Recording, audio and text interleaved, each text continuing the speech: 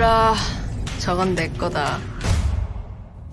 안녕하세요, 멘탈 천국입니다.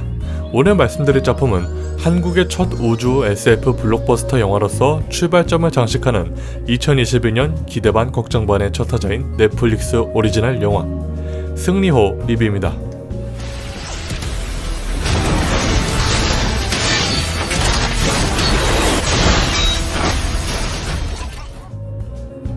영화 승리호는 2092년 지구는 황폐화되기 시작하고 우주 위성 궤도에 인류의 새로운 보금자리인 UTS가 만들어졌다는 배경을 시작으로 우주 쓰레기를 주워 돈을 버는 총소선 승리호의 주인공들이 대량 살상 무기로 추정되는 한 소녀를 만나는 것으로 진행되는 SF 드라마 영화입니다.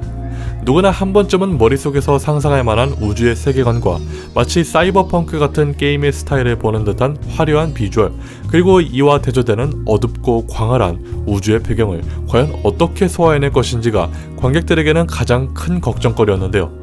우선 한마디로 정리를 해보자면 이 부분에서는 거슬리는 점이 없었습니다. 즉, 감독님이 마치 SF 우주영화를 덕질하듯이 카메라 각도를 마치 우주와 한 몸인 것처럼 자연스럽게 움직이는 이런 기초적인 연출을 탄탄하게 소화해줬습니다.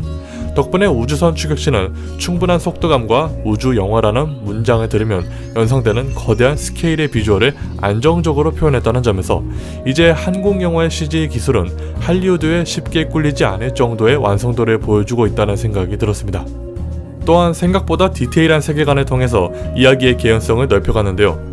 극과 극으로 나뉘는 인류의 환경과 어느 정도 체계가 갖추어진 법이 있는 등등 말이죠.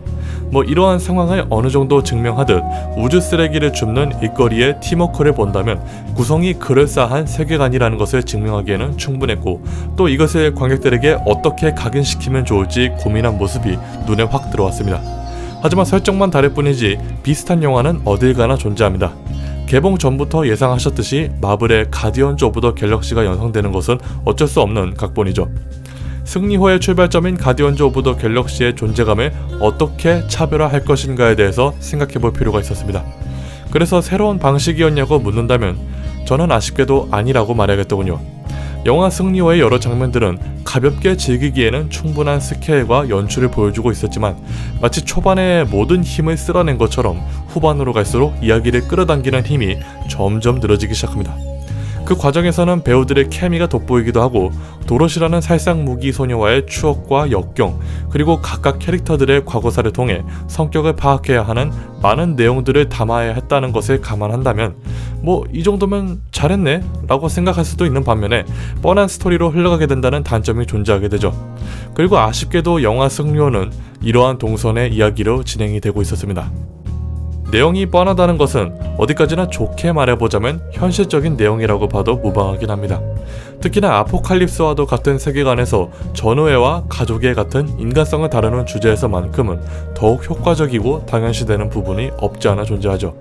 때문에 영화 승리호는 한국 사람들의 정서가 그대로 담긴 신파라는 주제를 통해서 이야기를 이끌기 때문에 블록버스터 수준의 영화라고 해도 한국 정서라는 생각이 당연하게 드는 것은 어쩔 수 없는 순환인 것 같았습니다. 그렇다고 전체적으로 우리나라가 신파를 좋아하는 편은 아니기 때문에 올바르게 사용했느냐에 대한 영역으로 제 입장을 말씀드려보자면 딱 선을 지켰다고 말할 수 있을 것 같습니다. 여튼 본론으로 돌아와서 각 인물들의 역할을 적재적소 무난하게 배치가 되어 있음에도 불구하고 영화가 늘어지는 이유에 대해서 이야기를 해보자면 악역의 카리스마가 가장 큰 단점으로 볼 수 있습니다. 만약 정의감이 부족할지언정 히어로라는 이미지를 보여줄 것 같은 영화들에서 가장 중요한 점에는 악역이 빛나야 한다는 말이 있습니다. 악역의 철학과 신념이 관객들에게 어느 정도라도 납득이 되어야 선과 악의 한 끗 차이를 두고 현실에 대해 깊게 생각해볼 여지가 남게 되기 때문인데요. 그러나 승리호에서는 어떻게 해서든 악역을 악역답게 묘사하기 위해 힘을 실었고 꽤나 감정적인 영역으로 들어가기 때문에 우리가 다른 영화들을 통해서도 충분히 접해봤을 법한 철학을 설득력 있게 그려내지 못하고 있었습니다. 때문에 이야기를 진행하면서 긴장감보다는 우주의 배경과 시원한 쾌감에 대한 집착이 더 커져만 갔던 것 같습니다. 사실 조성희 감독님이 이전 작품들도 상당히 감성적으로 이끌어간다는 부분에서 비판을 받았던 분이시기 때문에 그 점을 감안하고 있었지만 승리호에서는 이러한 단점을 최대한 극복하려는 열연에 긍정적인 표를 주었습니다. 다만 악역을 너무 쉽게 소모한다는 것이 메시지 부각에 치명적인 영향을 끼친다는 점에서는 영화 전체를 통틀어서 상당히 아쉬운 주제의식이었습니다. 어떻게 보면 기존의 한국 K-POP 무비를 배경만 우주로 바꿨다 라고 표현해도 될 정도로 단조롭게 다가오기도 했습니다.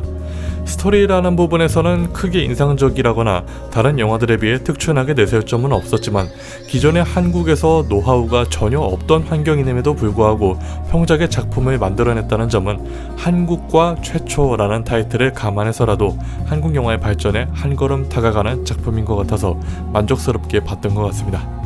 이런 영화들을 넷플릭스에서 볼 때마다 지난번에 사냥의 시간, 콜 같은 영화들도 그랬듯이 언젠가는 기회가 되면 꼭 극장에서도 볼 수 있는 날을 기원하게 되더군요. 그럼 앞으로 한국만의 고유한 색감을 유지하되 더욱 좋은 영화들이 개봉했으면 하는 소신을 남기며 리뷰는 이것으로 마치도록 하겠습니다. 리뷰가 마음에 드셨거나 도움이 되셨다면 구독과 좋아요, 알람 설정, 댓글 부탁드리며 저는 이만 물러가겠습니다. 바이바이.